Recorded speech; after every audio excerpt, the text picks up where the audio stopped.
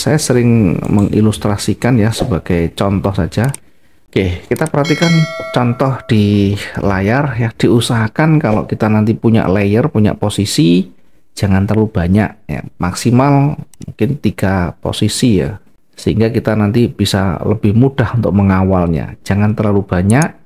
Kalau terlalu banyak seperti ini, itu nanti mengawalnya akan cukup sulit ya. Dan ngopennya, menjaganya juga akan sulit.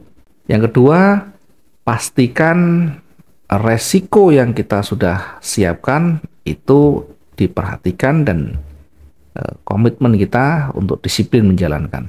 Nah, ini satu contoh, misalkan saya menggunakan ini contoh sell, posisi sell dengan lot 0,1, kemudian minusnya sampai 445. Itu artinya kalau saya lihat dari sisi pipsnya 445.80 saya bagi dengan lotnya 0,1, maka ketemulah 4.458 atau 445,8 pips, dan ini sangat besar sekali ya. Nanti kalau kita membatasi resiko di emas, itu resikonya diusahakan kalau 1 hari ya, atau range, atau untuk 1 hari itu diusahakan jangan terlalu jauh ya, atau per transaksi bahkan kita nanti bisa membatasi ya berapa pipsnya. Tadi sudah kita singgung, boleh per transaksi kita batasi misalkan 400 atau 500, sehingga kalau misalkan lotnya 0,1 maka cukup $40, 0,1 cukup minusnya $50. Jangan sampai terjadi seperti ini. Kalau seperti ini udah jauh. Jadi kalau misalkan floating minus itu kita nanti boleh membatasi ya, antara ini 400 atau 500 atau mungkin di bawahnya lagi ya 350 juga boleh. Jangan terlalu tinggi. Kalau terlalu tinggi nanti sulit untuk kita nanti mengembalikan. Biasanya kalau sudah lebih dari angka 1000 atau 100 pips itu akan nanti berat kembali. Untuk nanti mengcovernya pun kita akan berat. Kalau masih 400-500 masih sangat mudah ya kita dapatkan. Bayangkan kalau ini sudah bergerak 4.458. 1 hari di emas saja range-nya kadang tidak sampai. Ada range-nya tidak sampai di angka ini. Meskipun peluangnya masih bisa sampai di sana, tapi rata-rata 1 hari jarang seperti ini. Ya mungkin kalau ada news bisa, tapi kalau rata-rata harian normal jarang yang ada ini. Apalagi 4.000 ya. Kalau saya hitungkan rata-rata mungkin yang terdekat ya, saya coba lihatkan ya sekitar 2000-an ya, sekitar 2000-an. Coba kita lihat ya. Saya coba untuk tunjukkan di chartnya begini ya. Di kondisi normal rata-rata ya, normal itu ya logikanya ini hampir sama 1 hari 1 hari. Range-nya, high dan low-nya misalkan di sini itu tertinggi dan terendahnya ini hanya sampai 1800. Berikutnya dari high dan low-nya itu sampai 2000 ya. Yang agak panjang lagi sebelah kanan lagi, dari high dan low-nya ini range-nya 1 hari 1581. Oke, mungkin kita ambil yang paling panjang yang hari Jumat kemarin ya, dari high dan low-nya atau low dan high-nya ini 2500. Bayangkan sepanjang ini bergeraknya 2500 sekian. Ini 1 hari. Andaikan kita punya posisi sell di sini, ya punya sell posisi di sini, ini tidak mungkin juga ruginya sampai 4000.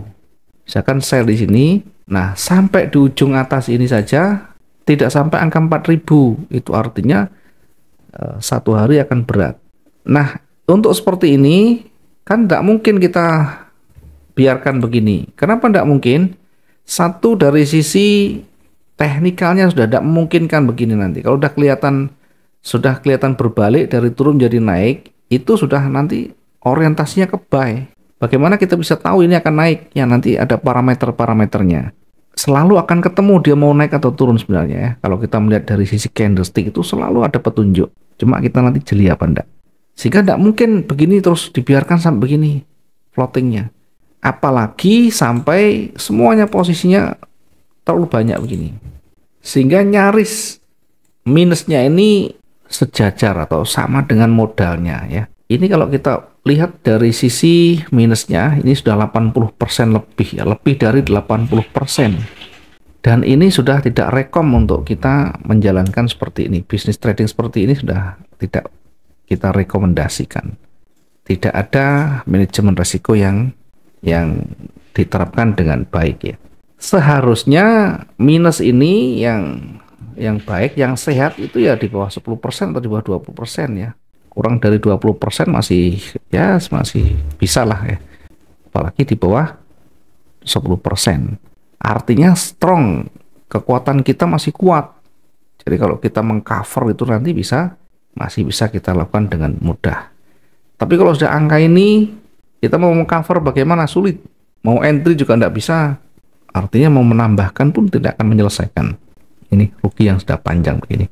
Maka nanti harus dibatasi ya, harus dibatasi seberapa yang kita relakan ya, atau seberapa yang kita harus siapkan ketika betul-betul berbalik.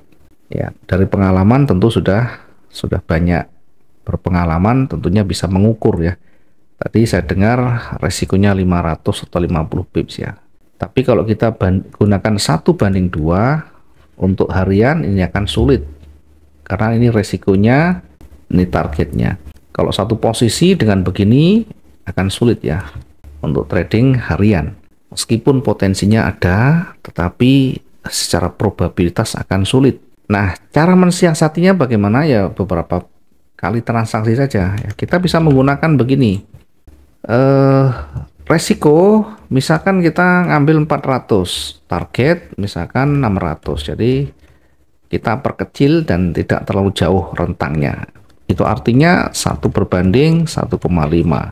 Apakah harus seperti ini? Enggak, coba aja ya. Mungkin kita nanti bisa alternatif lain 1:2 juga boleh, tetapi tentu kita semakin banyak berpengalaman, semakin banyak menguji, semakin banyak mencoba dengan berbagai hal yang baru, itu nanti menjadi perbendaharaan di dalam benak kita. Karena di dalam pikiran kita, kalau kita tidak ada banyak yang masuk data itu, maka nanti mengambil keputusannya juga bisa kurang maksimal ya. Saya contohkan begini dengan perbandingan 1:1,5 ya. Ruginya maksimal 400, profitnya 600, dan tiap hari rata-rata yang kita sampaikan, yang kita berikan ke teman-teman juga targetnya sekitar 600, resikonya sekian.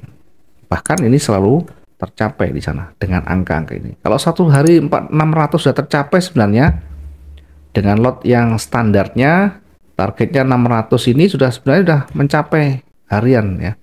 0,1 dengan targetnya 600 ini sudah $60. $60 ya. Udah $60 sudah sebenarnya sudah cukup ya dengan modal 1.000 sampai dengan 2.000. Oke, ini adalah bagaimana kita nanti menempatkan manajemen resikonya.